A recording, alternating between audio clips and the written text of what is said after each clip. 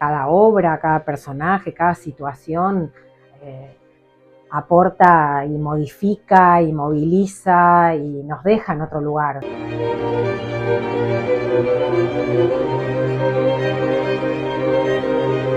Son obras como La Gaviota, como tantas otras, que siguen hablando de cosas que nos importan, de cosas que nos conmueven, de cosas sobre todo que nos emocionan y que siguen emitiendo algo que tiene que ver con nuestra existencia, con nuestro devenir como seres humanos, nuestras preocupaciones, nuestras ilusiones. La obra transita, digamos, esas zonas que todos las tenemos, que tienen que ver con siempre querer estar en otro lugar, donde estamos nunca estamos satisfechos con quienes somos ni lo que hemos logrado y creemos que cuando lleguemos a determinada edad, cuando hagamos determinada cosa, vamos a ser felices. Esa promesa de felicidad, esa que siempre está en otra parte, que siempre está lejos. Y es una obra que habla sobre la literatura, sobre el teatro, sobre la elección del camino del arte, para qué hacemos arte, qué es un artista.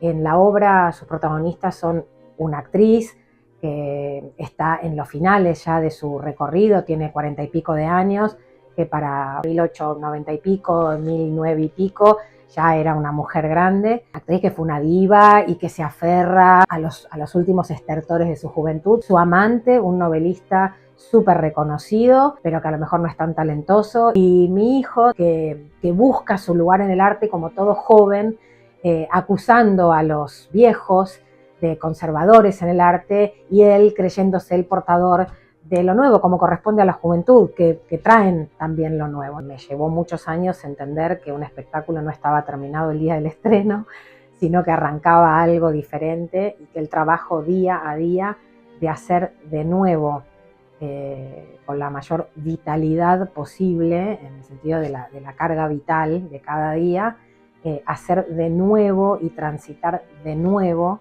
el recorrido, el arco dramático, no solo del personaje que cada uno lleva, sino de una totalidad, ¿no? Me gusta pensar a un elenco, a un grupo de actores como un campo magnético que se atraen, por momentos se alejan o se rechazan, producto de lo que va pasando en la obra, ¿no? Que deben así rechazarse para luego acercarse, y que todo eso modifica algo que es intangible, que pertenece a la zona de lo misterioso, que es hacer una obra de teatro. Lo decía mi padre mucho, que no era una repetición, sino que era un hacer de nuevo. Me gusta pensar eso como lo nuevo, lo fresco, lo vivo. Una escena que en los primeros ensayos los dos estábamos un poco... Sí, y Rubén diciéndome, no llores. No lloren toda la escena. Yo estoy llorando. Dijo, no lloren, traten de no llorar toda la escena.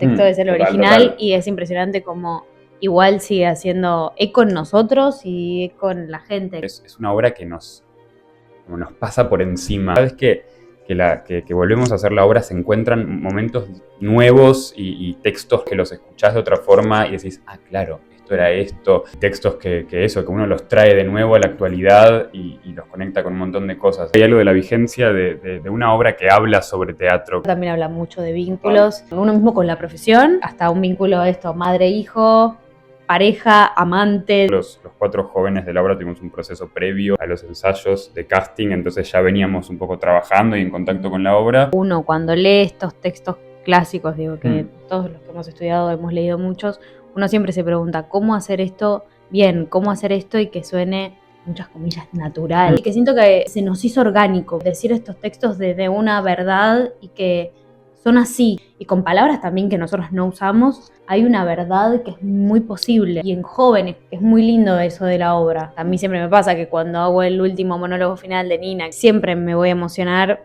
yo, o sea, obviamente el personaje también. La escena final de Nina y Costia es una escena que a mí lo que más me costó fue que no me ganara la emoción. Hago teatro hace muchos años y con muchos personajes distintos.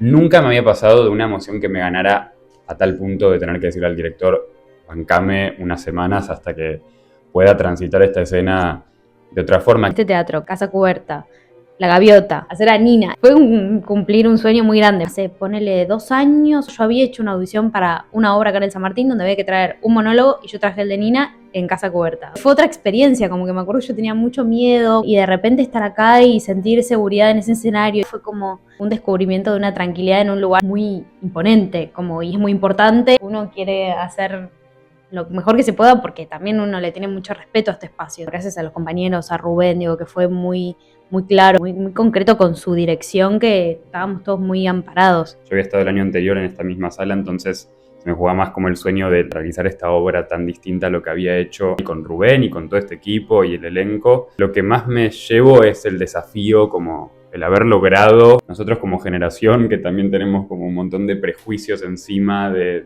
nosotros como actores, como actrices, con los proyectos que hacemos, como qué es lo que podemos y no podemos lograr. Me parece que la apuesta de Rubén de haber puesto 4 jóvenes a hacer estos personajes y haberlo cumplido, creo, con profesionalidad y con mucho amor. Algo de la obra que en su momento era una novedad, entonces yo creo que responde ya a un tiempo que es el nuestro. Ese poder que tiene el clásico de estar en el día a día de las personas.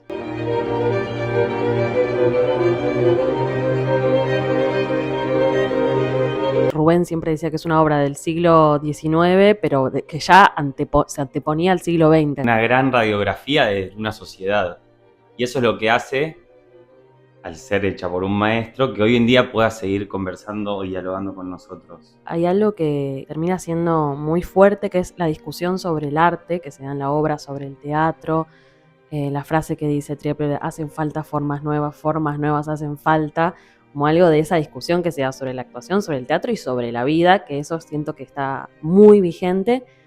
Y después, lamentablemente, las cosas sobre el amor, que siguen siendo igual de vetustas, y eso en la obra hay mucho enredo amoroso, mucho amor no correspondido, y creo que esas cosas también siguen pasando y eso termina también haciéndolo un clásico vigente. El personaje siempre dice que hay que arreglársela. Noto que, qué loco, como la conclusión que sacamos frente a algo es que siempre suspirás o inhalás y exhalás y seguís adelante. Las veces que había leído La Gaviota sin haber tenido el análisis de Rubén Schumacher, lo había leído como una obra más angustiante, más triste, más melancólica, y en este caso fue un vuelo mucho más puesto en el humor, en la comedia. Pude descubrir una Maya, que es mi personaje, mucho más gracioso, mucho más físico. Descubrí como un lugar de comedia desde la oscuridad y desde la angustia y desde esos textos sobre la vida tan existenciales que dice este personaje. El recorrido que tengo me hizo